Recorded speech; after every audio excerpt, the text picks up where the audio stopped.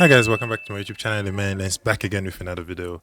And today I am sort of going to revisit a video that I've done a few years ago, or if not last year or something like that, even recently, but with a little bit of a twist. So I have with me my Canon 800D and as well as my Fuji X-T1, and I'm shooting actually on the Fuji X-T2. But however, to be honest, I feel like I've been sort of falling out of love with my Canon 800D. I've really am struggling to find the perfect source for it when I edit the photos that I do, and I don't know if it comes down to just the color or anything. Everybody says that Canon colors are some of the best. However, I'm feeling like they are very limiting, especially in terms of these cameras. I don't know what they've done to the files on the 800D. They just feel a little bit short in some aspects, or in a lot of aspects, compared to at least the Fuji files that I generally get out of the X-T1 as well as the X-T2. So I've taken 3 photos with the same lens. So to make it fair, I've used the same lens on all the camera. I used the Nifty 50 on all the camera to make it a fair comparison. Not to say that one camera was better than the other one or anything like that. So what I have done is I've taken the same photo, and on the Canon, it's only today that I've discovered that you can actually expand the dynamic range on this 800D. So there is a dynamic range expansion settings that I've activated today, only today after so many years. So you go into custom function and then you activate it there. So I've taken the same photo with all the cameras. So what I'm going to do is I'm going to jump quickly on Photoshop and open all of them. But before we do that, let me just move to this screen. Then you guys are able to see what I am talking about. So let's do that. So here are all 3 photos. Which one is which? You can actually tell me which one do you think is which. So if I have the blind test is there, which one do you think is the Canon? Which one do you think is the X-T1? Which one do you think is the X-T2? The dead giveaway could probably be the sky. This is the Canon one, very non-filmic. So this is the Fuji X-T2, X-T1, and this is the Fuji X-T1. So if you look at them all 3 together, they look something like this. So I'm going to fire Photoshop, and we are just going to be looking at them and see what they would edit like, if we can match them. I'm pretty sure we can match all the colors, but I've been really feeling sort of falling out of love with Canon lately. So I don't know what could the cause be. So there you have it. The metadata are there. So Fuji X-T1, you can see the sky on the Fuji X-T1. This is and then this, it's a raw. This is how it opens. This is the Canon, and then this is the X-T2.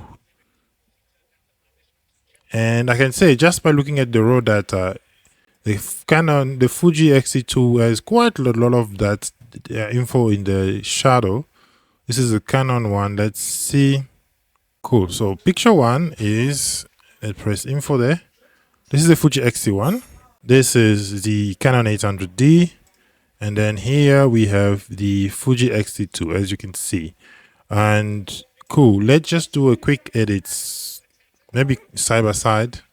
This one, this is the Fuji X-T2 photo with the Canon. Just gonna do a side by side view. X-T1 photo with a, so on this side we have the Canon, here we have the Fuji.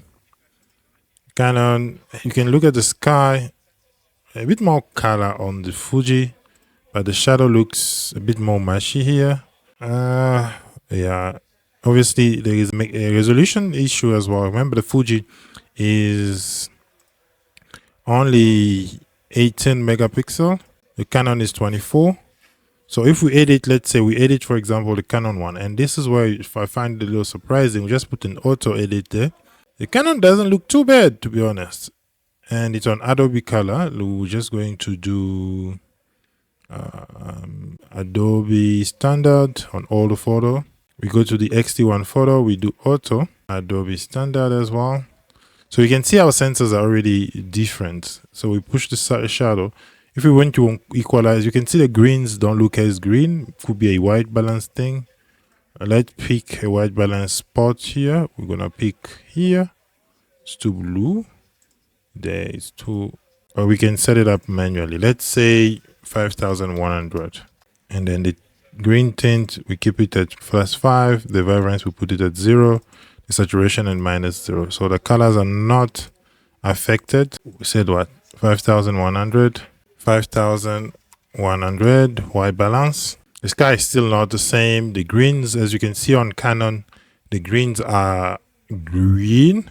On the Fuji, the greens are more of what your eyes see actually. Canon has that magenta tint. So the Fuji highlights. Can we equalize this photo? Which one is more pleasant to you? So because this is also Fuji, we're just going to get this and this.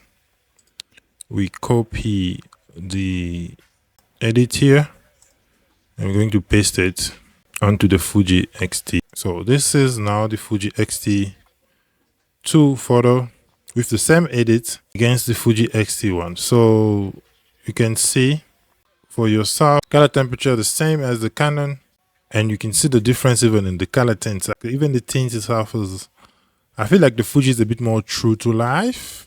The Canon has a really huge tint, like magenta tint. I don't know if there's a cast on it.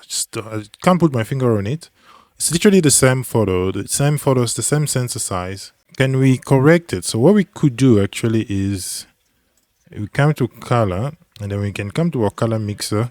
So we can lower that to get it as close to the Fuji as possible and move that color around towards sort of a green, because you can see the leaves, they look green on the Fuji and they look a little yellowish here. So maybe the yellow is too much.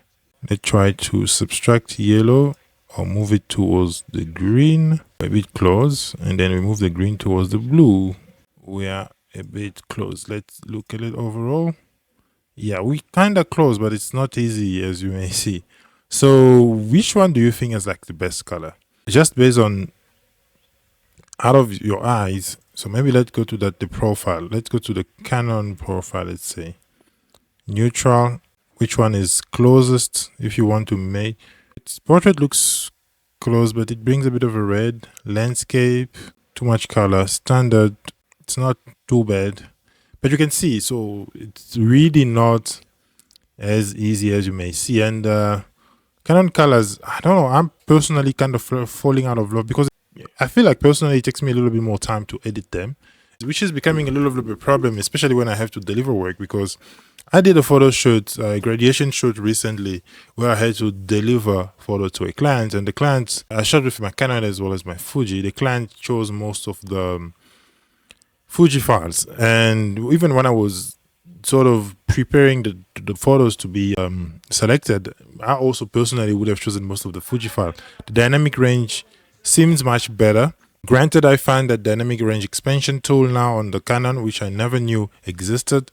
So that's a little bit of something that I'm finding out. Maybe that will help me shoot more with my Canon, because dynamic range is something that I sort of value quite a lot, especially when it comes to photos, because they are very important in terms of some of the information the photo can hold.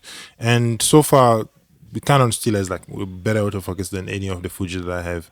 So you guys have seen the comparison.